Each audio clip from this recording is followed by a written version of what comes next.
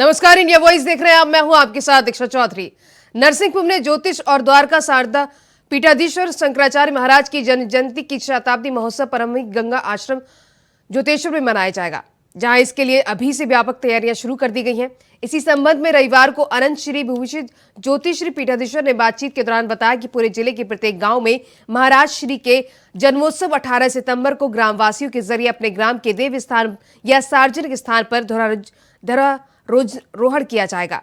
तो वहीं शंकराचार्य ने सभी गुरु भक्तों और सनातनी धर्म लांबियों से सहयोग से अपेक्षा की है। आपको बता दें, शंकराचार्य की तपो और कर्मस्थली नरसिंहपुर जिला रही है। देश के सर्ववरिष्ठ कर्मचारी थे। 99 साल की आयु प्राप्त करके उन्होंने अपने शरीर को छोड़ा। नरसिंहपुर जिला जो मध्य प्रदेश का है, उस जिले से उनका विशेष प्रेम रहा। अनेक ऐसे उदाहरण हैं जिनसे पता चलता है कि इस स्थान विशेष के प्रति उनके मन में एक अलग ही भावना थी, और इसीलिए नरसिंहपुर जिले के जो लोग हैं उनके मन में भी परम पूज्य महाराज श्री के लिए विशेष भावनाएँ हैं। और इसीलिए जो उनका ये 100वां आविर्भाव दिवस आने वाला है आगामी भाद्रपद शुक्ल पक्ष तृतीया को, जो अंग्रेजी तारीख 18 सितंबर पड़ रही थी, उस तिथि को नरसिंहपुर जिले के गांव-गांव के लोगों ने ये निर्णय लिया है कि नरसिंहपुर जिले का कोई गांव बचेगा नहीं जहां पर हम प्रभात फेरी ना निकालें, जहां पर शोभा यात्रा ना निकालें, जहां पर उनकी पूजा करके उनके द्वारा दिए गए धर्मध्वज का उत्तोलन न करें। तो यहाँ पर ये कार्यक्रम गांव-गांव में होने वाला है। कोई गांव बचेगा नहीं, लगभग 1500 के करीब गांव हैं। उधर सिंगरौली में रिश्वत की शिकायत का मामला कलेक्टर के पास पहुंचा है। शिकायत में कहा गया कि साहब, पटवारी से मुझे बचा लो, बिना रिश्वत दिए काम नहीं होता है। रिश्वत का सिलसिला कभी भी थमने वाला नहीं है। हर क्षेत्र में एक न एक घूसखोर मौजूद रहते हैं। बता दें, पूरा मामला सिंगरौली जिले के हरई हल्का के पटवारी प्रदीप तिवारी से जुड़ा है, जो बिना रिश्वत के कोई भी दस्तावेज न्यायालय में प्रस्तुत नहीं करते। ये हम नहीं कहते, अधिवक्ता बता रहे हैं। पटवारी ने पक्षधर से दस्तावेज तैयार करने के नाम पर पहले 50,000 रुपए लिए, फिर जब दस्तावेज पेश नहीं हुआ तो पटवारी से पूछे जाने पर 1 लाख की मांग करी। रिश्वत ना देने पर पटवारी ने न्यायालय में दस्तावेज पेश करने को मना कर दिया और कहा कि रिश्वत दी तो दस्तावेज पेश होंगे, नहीं तो काम नहीं किया जाएगा।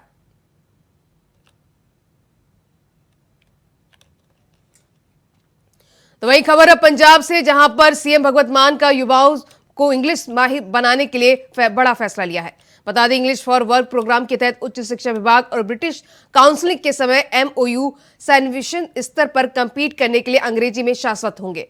वही युवाओं को MOU की ओर से मुफ्त अंग्रेजी ट्रेनिंग के लिए उच्च शिक्षा विभाग पहले बैच में 5000 विद्यार्थियों का चयन करेगा। तो सीएम भगवंत मान ने नौजवानों के लिए बड़ा फैसला लिया है। इंग्लिश में माहिर बनाने का बड़ा फैसला लिया गया है। MOU की ओर से मुफ्त अंग्रेजी ट्रेनिंग दी जाएगी। इसके लिए पहले 5000 विद्यार्थियों का चयन किया जाएगा।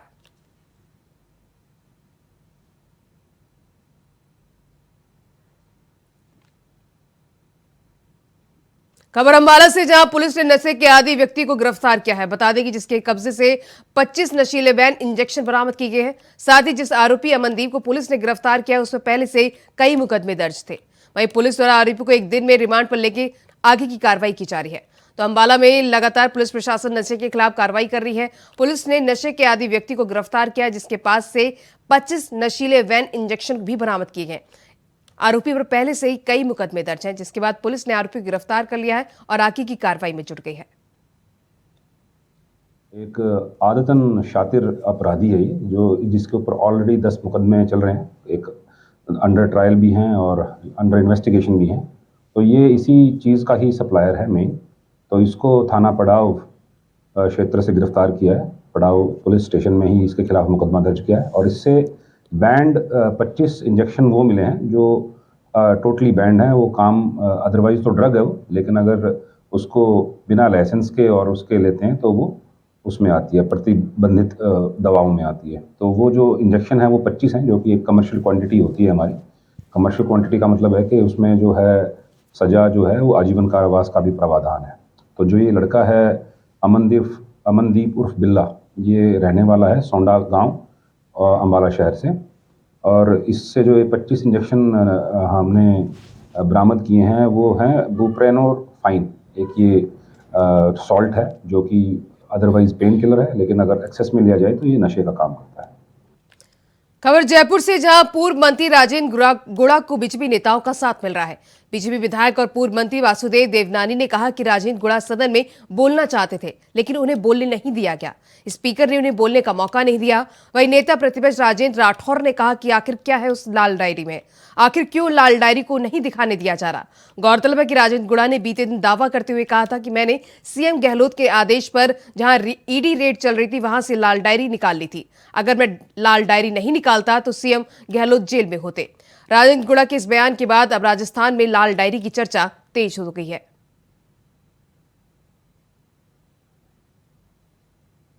कांग्रेस के जिनका मंत्रिमंडल का साथी रहा है, विधानसभा का अभी भी साथी है, उससे जिस तरह से मारपीट रफीक खान जी ने और बाकी कांग्रेस के विधानसभा के सदस्यों ने की है, वह निश्चित निंदनीय है। यानी एक सदस्य के साथ मारपीट करना, सरकार इस तरह लाल डायरी से क्यों घबरा रही है?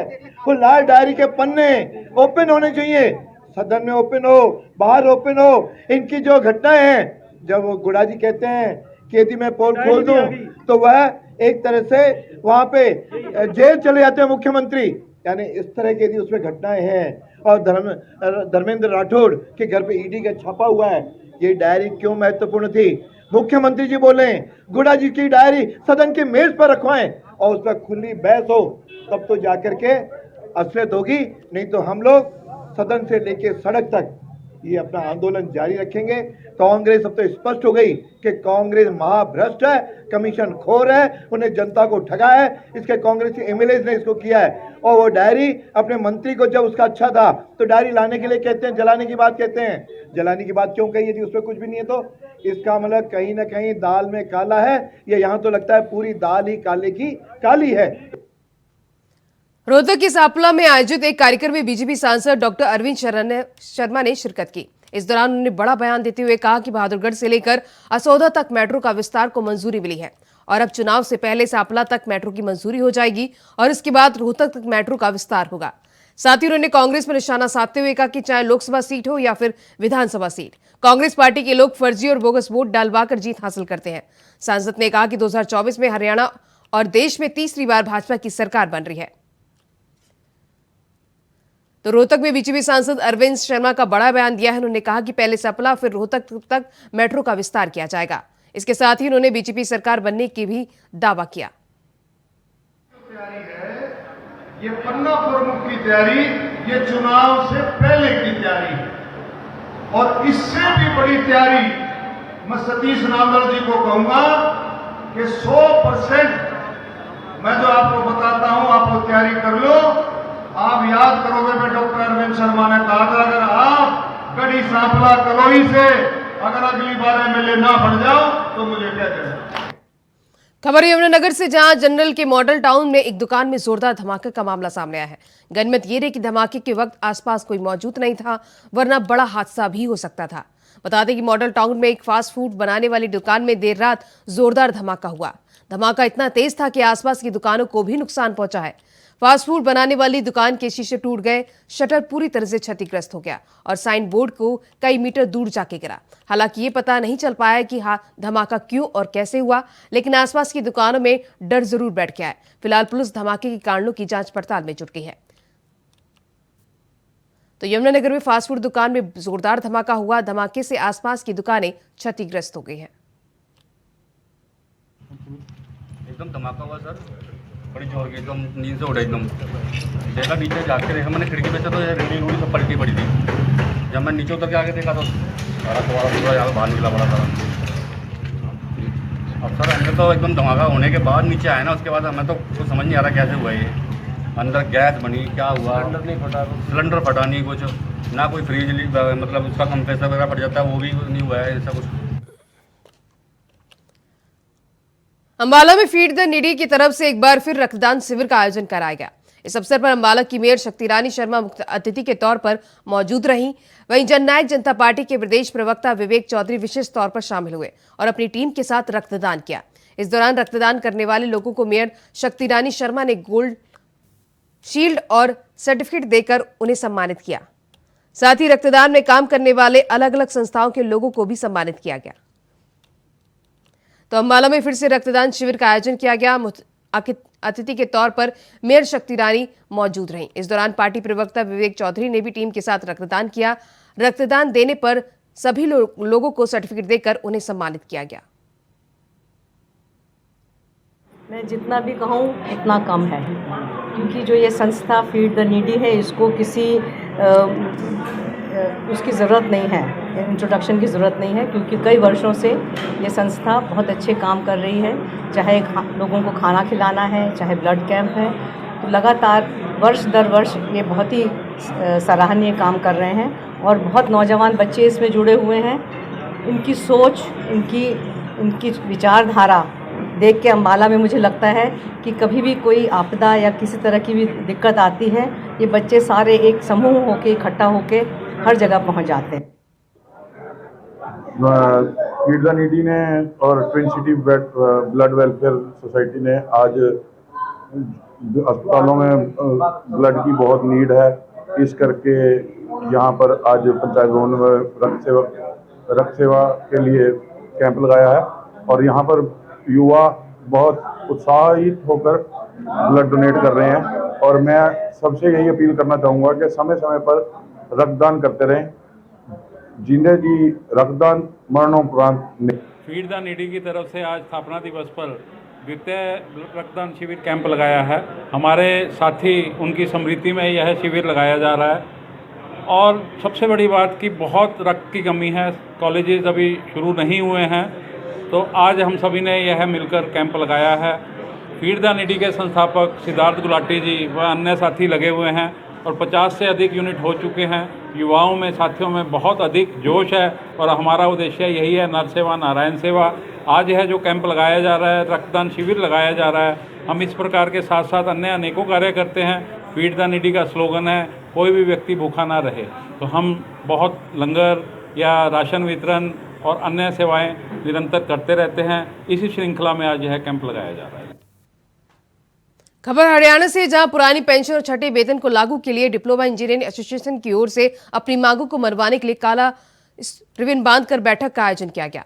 बता दें कि हरियाणा सरकार से अपनी मांगों को मनवाने के लिए डिप्लोमा इंजीनियरिंग एसोसिएशन ने बैनर तले सामूहिक रूप से बैठक का आयोजन किया, जिसमें प्रमुखता से पुरानी पेंशन को फिर से बहाल करने और छठे वेतन को लागू करने के लिए बाजू पर काला रिबन बांधकर सरकार के खिलाफ प्रतिरोष व्यक्त किया गया। वहीं डिप्लोमा इंजीनियर एसोसिएशन के जिला प्रधान शैलेंद्र कुमार ने जानकारी देते हुए बताया कि सरकार को इससे पहले कई बार सूचित किया जा चुका है, लेकिन सरकार उनकी किसी भी मांग पर ध्यान नहीं दे रही है, जिसको लेकर मजबूरन हमें अब लगातार इस तरह की हड़ताल करनी पड़ रही है।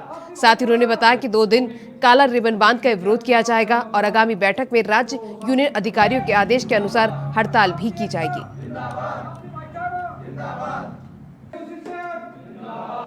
इसमें हमारी प्रमुख मांगें सरकार से हैं, जिसमें ओल्ड पेंशन स्कीम को लागू किया जाए, छठे वेतन आयोग की विसंगतियों को दूर किया जाए, जो हमारी ACP 8, 16 और 24 साल में दी जा रही है उसको 5, 11 और 17वें साल में प्रदान की जाए।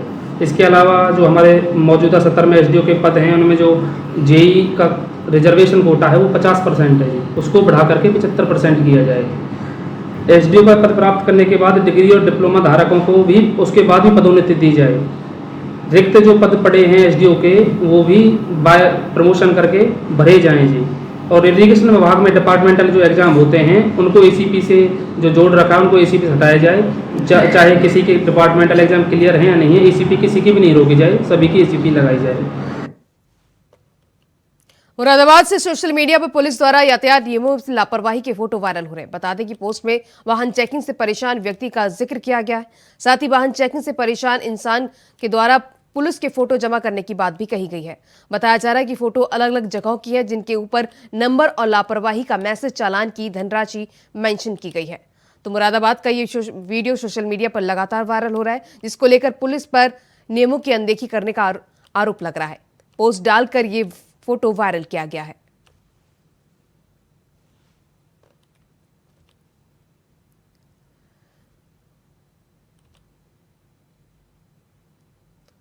उधर बिजनौर के शादीपुर गांव में पति ने पत्नी की गला घोंटकर हत्या कर दी। बता दें कि पत्नी पर शक के चलते इस वारदात को अंजाम दिया गया है। वहीं पुलिस ने मृतक महिला के शव को कब्जे में लेकर पोस्टमार्टम के लिए भेज दिया है। साथ ही पुलिस ने आरोपी पति को हिरासत में लेकर जांच शुरू कर दी है। तो बिजनौर में पति ने पत्नी की हत्या कर दी। पत्नी पर शक के चलते ये हत्या की वारदात को अंजाम दिया गया, जिसके चलते पुलिस ने कार्रवाई करते हुए आरोपी पति को गिरफ्तार कर लिया है।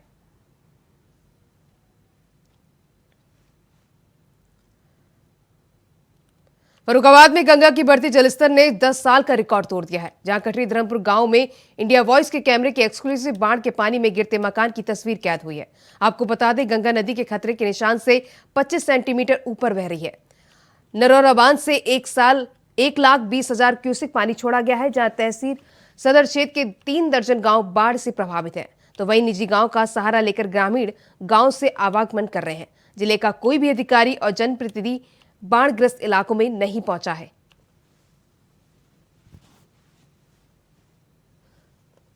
तो गंगा नदी के जलस्तर ने 10 साल का रिकॉर्ड तोड़ा है। कैमरे में ये कैद तस्वीर हो गई है। एक्सक्लूसिव तस्वीर बाढ़ के पानी से धाराशायी मकान हो गया है। तो हरदोई के शाहजहांपुर रोड पर भीषण सड़क हादसा हुआ, जहां बीजेपी नेता की कार पेड़ से टकरा गई। बता दें कि कार में 5 युवक सवार थे, जिनमें 3 की मौके पर ही मौत हो गई, 2 घायल हो गए। तो हरदोई में तेज रफ्तार का कहर देखने को मिला है, जहां बीजेपी नेता की कार पेड़ से टकरा गई। इस हादसे में कार में सवार 5 युवक सवार थे। हादसे में 3 लोगों की मौके पर ही मौत हो गई, वहीं 2 घायल हुए, जिन्हें अस्पताल में भर्ती कराया गया है।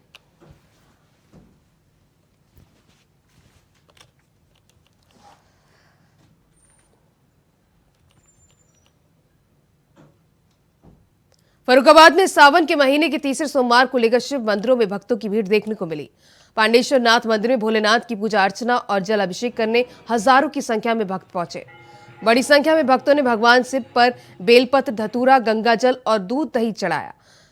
मुंडेश्वर नाथ मंदिर परिसर के बाहर पुलिस के कड़े इंतजाम किए गए। चप्पे चप्पे पर पुलिस की पैनी नजर रही। तो फर्रुखाबाद में सावन के सोमवार का तीसरा सोमवार मनाया गया। भोलेनाथ के मंदिरों में भक्तों की भीड़ देखने को मिली। इस दौरान भक्तों ने जलाभिषेक के लिए लंबी लंबी लाइनें कतारों में देखने को मिली। इस दौरान हर हर महादेव के जयकारे भी लगे।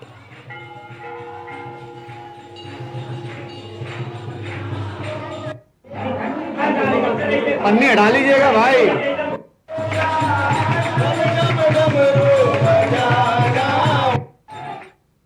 उत्तर प्रदेश के बुलंदशहर से सीमा हैदर और उसके प्रेमी सचिन मीणा मामले में जांच एजेंसी टीम ने 2 सगे भाई को हिरासत में लिया है, जहां दोनों भाई जनसेवा केंद्र चलाते हैं। आपको बता दें, रविवार देर शाम एसटीएफ ने गंगावास गांव पहुंची और बताया जा रहा है कि फुफेरे भाई विनय की मदद से सचिन मीणा के आधार कार्ड और दस्तावेजों में छेड़छाड़ के आरोप है। कल नोएडा पुलिस ने सचिन मीणा की निशानदेही पर जनसेवा केंद्र पर छापा मारा था, जहां से कुछ दस्तावेज और लैपटॉप जब्त किए गए थे। पवन मीणा और पुष्पेंद्र को नोएडा पुलिस टीम को अपने साथ ले गई है। तो सीमा हैदर मामले में नया मोड़ आया है। फुफेरे भाई की मदद से आधार कार्ड से छेड़छाड़ की गई। जनसेवा केंद्र पर नोएडा पुलिस ने छापा मारा।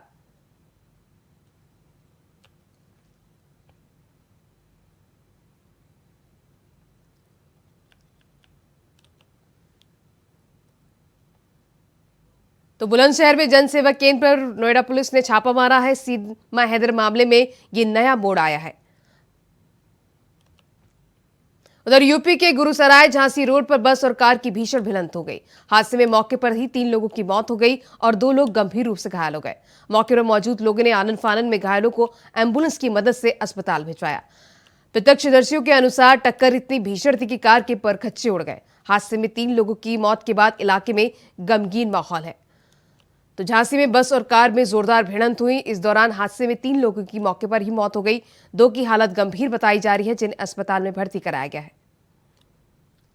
उधर नोएडा के सेक्टर 24 पुलिस की बदमाशों से सेक्टर 11 के पास मुठभेड़ हुई, जहां एक बदमाश को गोली लग गई। तो वहीं 5 को अरेस्ट कर तमंचे, कारतूस, चोरी की बाइक भी बरामद की गई है। बता दें, बदमाश घरों में चोरी की घटनाओं को अंजाम देते थे। तो नोएडा पुलिस ने बड़ी कार्रवाई की है। पुलिस और बदमाशों की मुठभेड़ के दौरान 6 बदमाशों को गिरफ्तार किया गया है।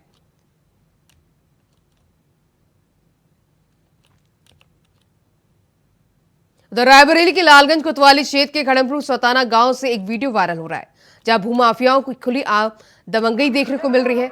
बता दें, वीडियो में महिला और बुजुर्गों की दबंग जमकर पिटाई करते हुए नजर आ रहे हैं। तो वहीं जमीनी विवाद को लेकर आए दिन बवाल देखने को मिल रहा है। तो रायबरेली से जमीनी विवाद को लेकर बवाल मचा हुआ है। भूमाफियाओं की खुलेआम दबंगई देखने को मिली है। महिला और बुजुर्गों की जमकर पिटाई की गई है। तस्वीरें आपकी टीवी स्क्रीन पर है। ये वीडियो सोशल मीडिया पर लगातार वायरल हो रहा है। पिटाई का ये वीडियो किस तरीके से बुजुर्ग और महिला की दबंग मारपीट कर रहे हैं, खुलेआम ये दबंग मारपीट कर रहे हैं और कोई बीच बचाव या रोकने वाला नहीं है। तो रायबरेली का वीडियो बताया जा रहा है जहां दबंगों ने एक महिला और बुजुर्ग की जमकर मारपीट की।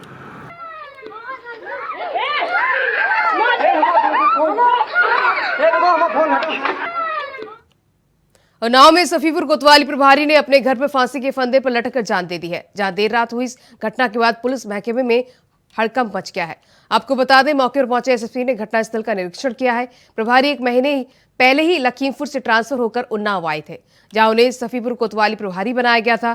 फिलहाल पुलिस सभी पहलुओं पर जांच कर रही है और शव को कब्जे में लेकर पोस्टमार्टम के लिए भेज दिया गया है। तो उन्नाव से सफीपुर थाना प्रभारी ने आत्महत्या कर ली है। घर पर फंदे से झूलता हुआ शव मिला है, जिसके चलते पुलिस इस मामले की जांच पड़ताल में जुट गई है। अलीगढ़ के थाना हरदुआ क्षेत्र में काली नदी के पुल पर पहुंचकर एक युवक ने नदी में छलांग लगाकर आत्महत्या किए जाने का मामला सामने आया है।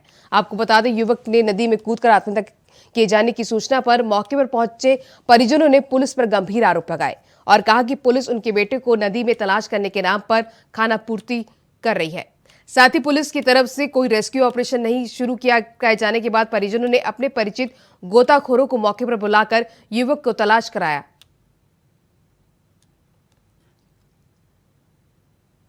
तो 2024 के आगामी चुनाव को लेकर पार्टियों में अदला बदली का दौर लगातार जारी है। तो वहीं आज लखनऊ में एक बार फिर सपा, आरएलडी, कांग्रेस, बसपा समेत कई दल के नेता बीजेपी में शामिल हो गए। बता दें, भाजपा प्रदेश मुख्यालय में सदस्यता ग्रहण कार्यक्रम हुआ, जहां भाजपा प्रदेश अध्यक्ष Upendra Chaudhary, deputy CM Keshav Prasad Maurya, deputy CM Brajesh Pathak ने ज्वाइन कराई, जिसमें आरएलडी नेता राजपाल सैनी, जौनपुर के सपा नेता जगदीश सोनकर, सपा नेता सुषमा पटेल, पूर्व विधायक अंशुल वर्मा, जौनपुर के पूर्व विधायक गुलाम सरोज और कांग्रेस से बनारस मेयर प्रत्याशी शालिनी यादव बीजेपी में शामिल हुई। तो फिलहाल इस बुलेटिन में बस इतना ही। खबरें लगातार जारी है। नमस्कार।